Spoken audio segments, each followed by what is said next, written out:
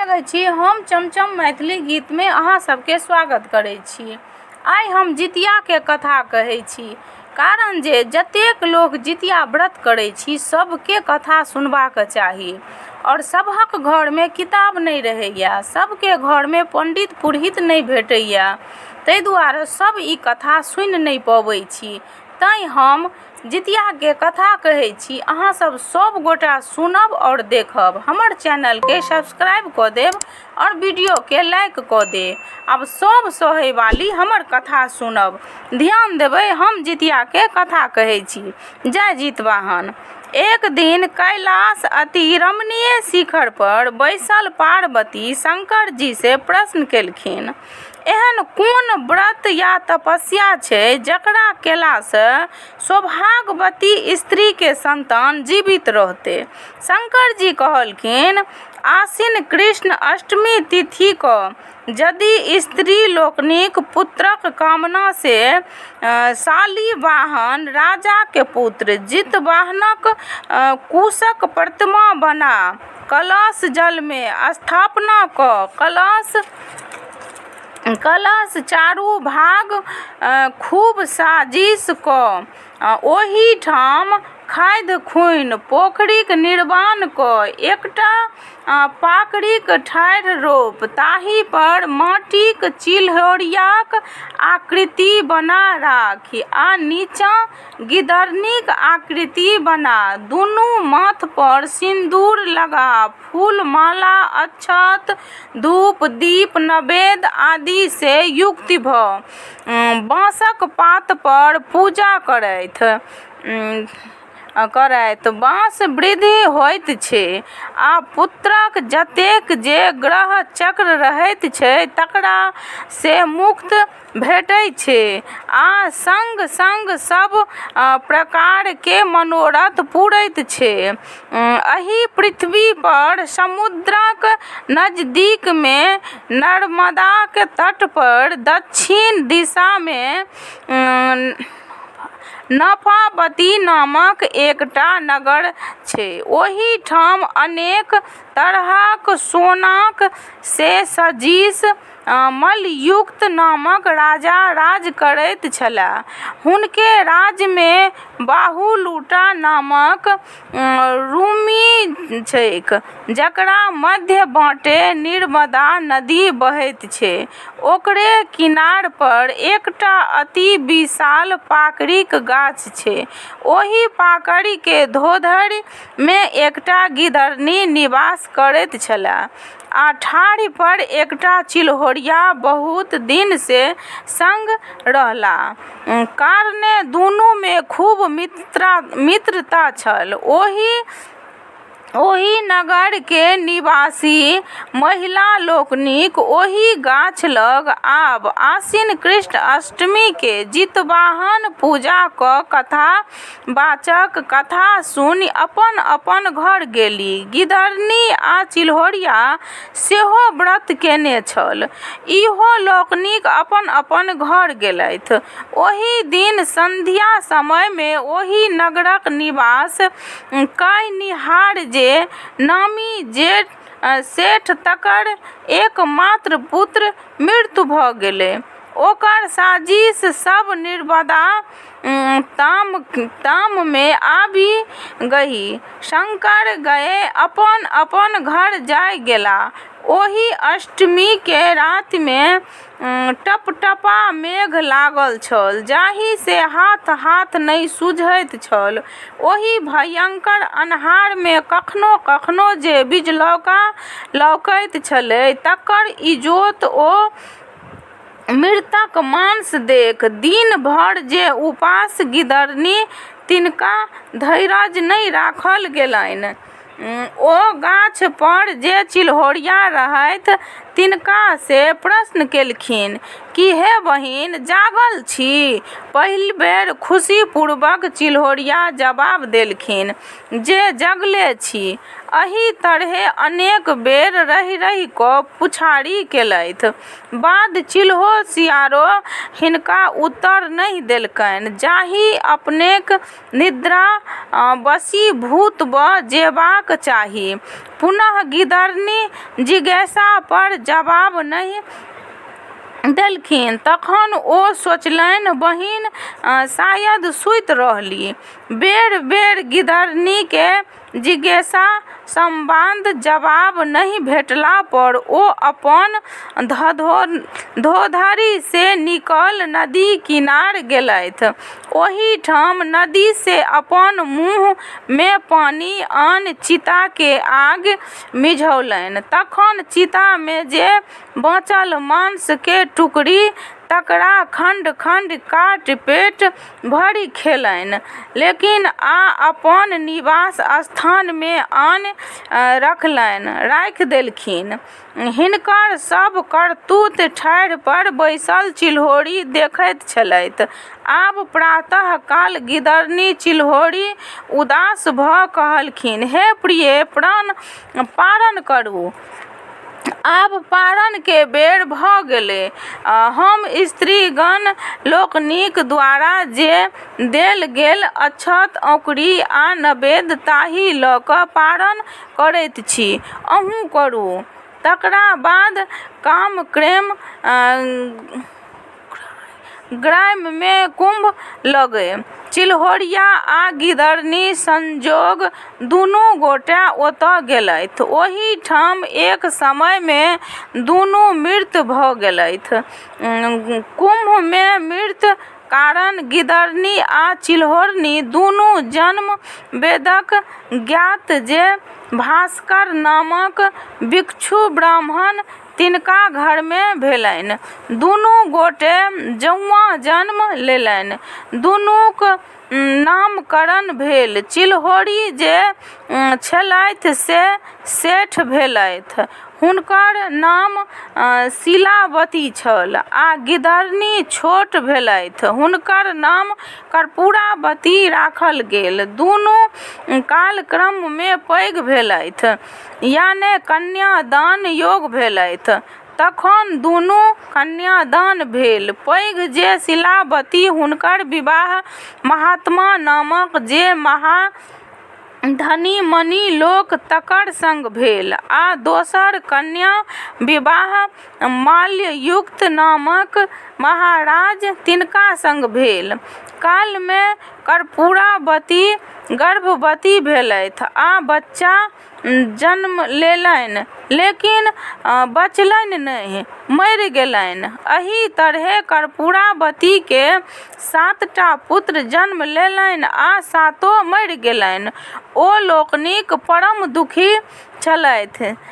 जेठ के कन्या शिलावती हुनका 7टा पुत्र जन्म लेलकनि आ 7 जीवित छलनि। शिलावती के सेहो कर्पूरावती के पुत्र सभक मृत्यु पर बड़ कष्ट होइत छलनि। कर्पूरावती तकलीफ छलथि एहि बातक जे शिलावतीक 7टा पुत्र जीवैत छै आ सेवा करैत छै, से देखि कर्पूरावती बड़ संताप होइत छनि। एहि दुख से कर्पूरावती जितवाहनक पूजा दिन खटवास लय लेलनि। राजा जखन गृहवास में आयल तऽ जिज्ञासा केलनि जे रानी कतऽ छथि। तखन रानी के लग में रहनि हारी जे चेरी लोकनिक से जाय कर्पूरावती के कहलखिन, अहाँ के महाराज ताकैत छथि। रानी ओकर सभक द्वारा संवाद देलखिन जे कहून जाकऽ जे शयनागार में सुतल छथि। तखन राजा आबि प्रश्न केलखिन, प्रिय, एना किया सुतल छी? कर्पूरावती जवाब देलखिन, सुखे सुतल छी। तखन राजा कहलखिन, प्रिय उठू। कर्पूरावती ताहि पर कहलखिन, अहाँ यदि हमरा कहल करब तऽ हम उठब, नहीं तऽ नहीं उठब। राजा जवाब देलखिन, अवश्य करब। ताहि पर रानी राजा से 3 बेर सत्य करेलखिन। सत्य केला पर कर्पूरावती ओछाओन से उठली आ कहलखिन, हमर जे बहिन शिलावती तिनकर 7 पुत्रक गर्दनि काटि हमरा मंगा दिअ। ताहि पर राजा पृथ्वी के ठोकैत कान धरैत कहै छथिन, पापनी, एहि तरहक बात अहाँ किएक बजै छी? एहि तरहे बेर बेर कहलाक बाद कोनो प्रत्युत्तर नहि पाबि हुनकर आज्ञा के स्वीकार कऽ तखन राजा कहलखिन, काल्हि अहाँके 7 टा सिर आनि कऽ दऽ देब। कर्पूरावती हुनकर वचनके सत्य मानि गेलथि, जितवाहनक पूजा केलथि। तकर बाद राजा अपन सत्यक रक्षा हेतु चंडाल के बजेलथि।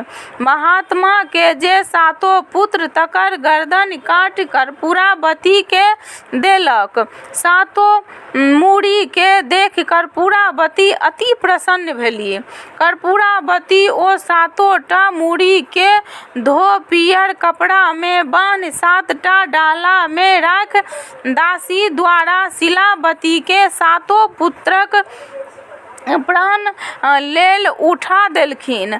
शिलावती द्वारा नियम पूर्वक जितवाहनक पूजा कारणे ओ 7 डाला महल में जे मुंड से तारक फल भ गेल आ 7 बालक जीवित भ गेल। ओ 7 बालक अपन घोड़ा पर चढ़ल अपन घर आयल। 7 भाइ स्नान ध्यान क अपन अपन पत्नीक समीप पहुँचला। ओ 7 पुतहु मौसी द्वारा पठाओल गेल तारक फल अपन अपन स्वामी के देखाबऽ लगली। ई अहाँ के मौसी पारण लए पठेलथि अछि। ओम्हर कर्पूरावती शिलावती के 7 पुत्रक वधूक शोककुल कानब सुनय के लेल जे आनन्द तकर प्रतीक्षा में बैसल छलथि। जेहन कानय कर्पूरावती नहि सुनलनि तखन जिज्ञासा लेल पुनः दासी के पठेलनि। दासी ओहि ठाम से आबि सब समाचार कहि देलखिन। सुनलनि समाचार बुझि कर्पूरावती अति दुखी भ गेली। तखन ओ राजा से पुछलखिन, हे महाराज, काल्हि जे अहाँ शिलावती के 7 बेटा के सिर काटि कऽ देने रहियै से ककरो दोसर छलै? राजा कहलखिन, प्रिय, अहाँ के सामने में ओ 7 मुंड राखल छल, तखन अहाँ एहन किएक कहैत छी? रानी ताहि पर कहलखिन, हमहूँ ओकर सबके देखलियै तऽ आश्चर्य लागल अछि। ओ सब पुनः कोना जीवित भेल? तखन राजा बजला, प्रिय, अहाँ बहिन पूर्व जन्म में सत्यव्रतक आचरण केने छलथि। ओहि व्रत के प्रभाव से हुनकर 7 पुत्र जीवित भ गेलनि। अहाँ ओहि सत्यव्रतक आचरण नहि केने छी, तैं अहाँ के 7 बालक मरि गेल आ ताहि से अहाँ अत्यंत दुखी रहैत छी। राजा के मुँह से ई बात सुनि गुम भ कर्पूरावती ठाढ़ भ गेली।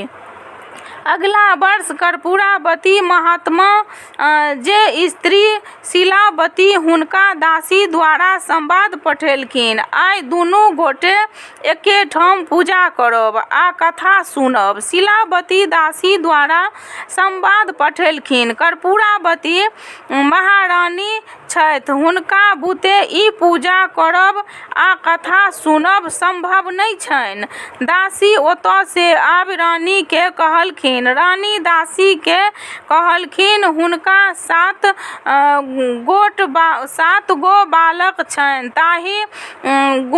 ताहि गुमान से चूर छथि। कर्पूरावती प्रातः काल संग संग पारण करब, ताहि लेल दासी के पठेलखिन। दासी पुनः वापस आबि कहलखिन, ओ कहलथि हम दुनू गोटे एके संग पारण नहि करै छी।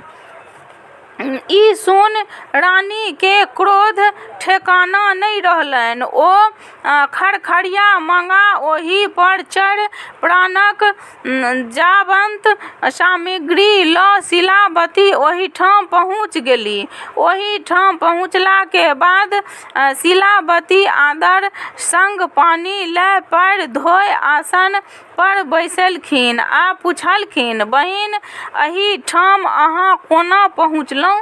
कर्पूरावती कहलखिन, अहाँ के संग मिल हम पारण करैक लेल आयल छी। तखन शिलावती कहलखिन, हम अहाँ संग एक ठाम पारण नहि करब। अहाँ राजाक जे राजभोग से करू आ आबो दुष्टक छोड़ू। कर्पूरावती तैयो थेथर जकाँ कहलखिन, आइ हम अहीं के संग मिल कऽ पारण करब। शिलावती ओहि वचन के बुझि जे आब ई मानय बला नहि अछि, पारण के ओहि ओरियान केने करऽ लगली। आब अहाँ हमर संग मिल अवश्य पारण करू। तखन कहलखिन जे पहिने अहाँ हमरा संग नर्मदाक तीर पर चलू।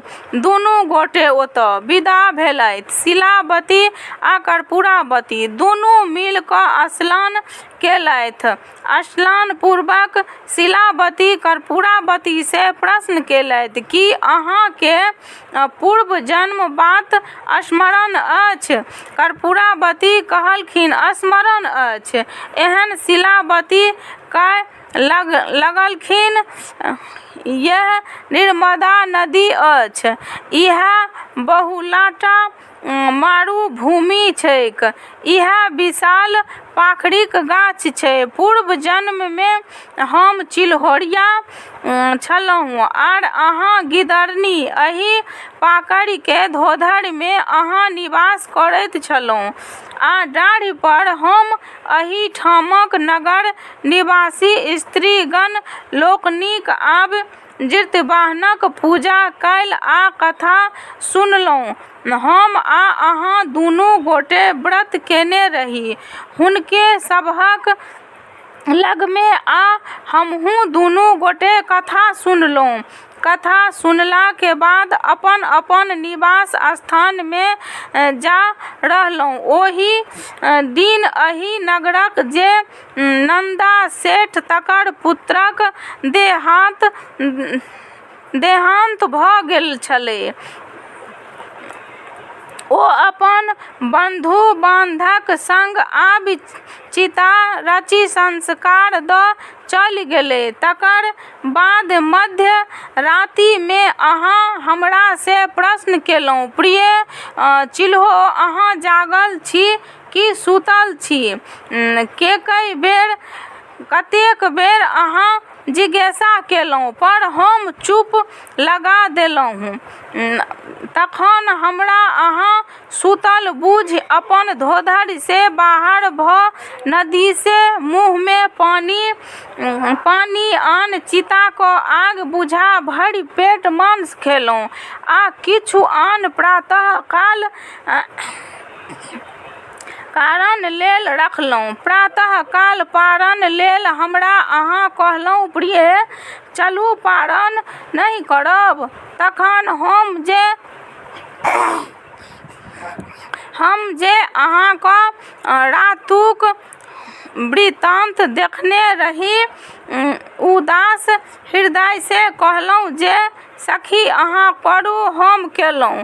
तखन हम तखन हम ग्रामीण महिलाक लोकनिक द्वारा देल गेल अक्षत आ औंकड़ी लऽ पारण केलहुँ। अहाँ रातुक जे नर मांस रखने छलहुँ तकर लऽ पारण केलहुँ। ई सब वृत्तांत हमरा ज्ञात अछि। आब किया देखू, ई कहि हुनका पकड़ि धोधरि मे लऽ जा नर मांसक हड्डी आ पेशांश कर्पूरावती के शिलावती देखेलनि। तखन कर्पूरावती शिलावती कहलखिन, व्रत भग्न दोष अहाँ के पुत्र सब मरैत गेल आ अहाँ दुखी होइत गेलहुँ। हम नियम पूर्वक व्रतक पालन केलहुँ, तकर फल जे पुत्र सब जीवित अछि आ प्रसन्न छी, आ एहि कारण से हमरा अहाँ के विरोध भास अछि। कर्पूरावती पूर्व जन्मक वृत्तांत शिलावती मुँहे सुनि ओहि ठाम अपन शरीर त्याग कऽ देलनि। शिलावती ओहि ठाम से घुमि घर एली। तखन राजा अपन पत्नीक श्राद्ध कऽ निश्चय भऽ राजा चलबय लगलाह। उएह जितवाहन पूजा आइ तक मृत भुवन में लोक करैत आबि रहल अछि। एहि व्रत के अनुसार केनहार सब तरहे भरल पूरल रहैत अछि। कथा सुनला के बाद कर्पूर दीप जरा आरती कऽ पूजित करब, देवता लोकनिक विसर्जन करब। प्रेम से बोलू जितवाहन महाराज की जय। जे गलती भेल हैत से माफ करब और दक्षिणा के बदला हमर चैनल के सब्सक्राइब कऽ देब, चैनल के और वीडियो के लाइक कऽ देब। धन्यवाद। आशा करै छी अहाँ सब जरूर कऽ देब।